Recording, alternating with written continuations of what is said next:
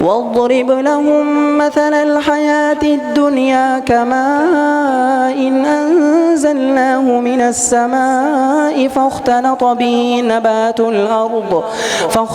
به نبات الأرض فأصبح هشيما تذروه الرياح وكان الله على كل شيء مقتدرا. المال والبنون زينة الحياة الدنيا والباقيات الصالحات خير عند ربك ثوابا وخير أملا. ويوم نسير الجبال وترى الأرض بارزة وحشرناهم فلم نغادر منهم أحدا وعرضوا على ربك صفا لقد جئتمونا كما خلقناكم أول مرة بل زعمتم أن لن نجعل لكم موعدا.